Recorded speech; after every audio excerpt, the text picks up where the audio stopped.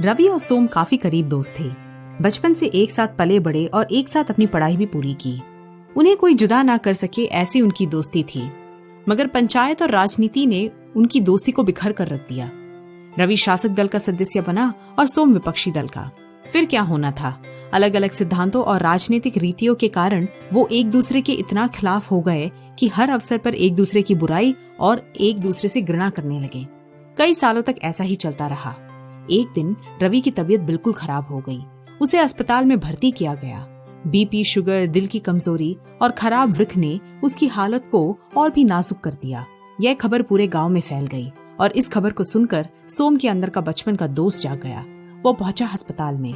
रवि के पास जाकर उसने अपने कुछ सालों के बर्ताव के लिए और उन सब बातों के लिए उससे माफी मांगी जिसने उसका दिल दुखाया। मगर रवि तस से मस नहीं हुआ। इतनी नाजुक हालत में भी उसने सोम का मजाक उड़ाया और कहा कि मुझे पता है कि इस बार भी हमारा दल ही जीतेगा।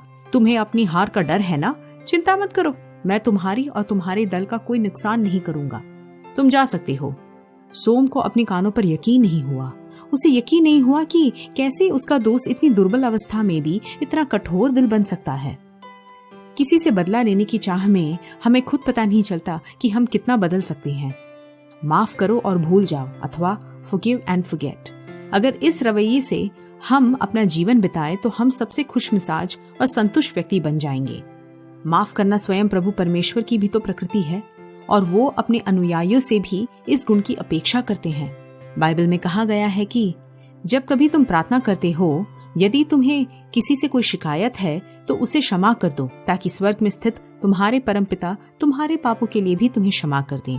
अब जब स्वयं हमारे निर्माता हमारे पापों को क्षमा कर देते हैं तो हम किस अधिकार से दूसरों की गलतियों को अपने दिल में जगह देकर अपनी सुख शांति को खो दें?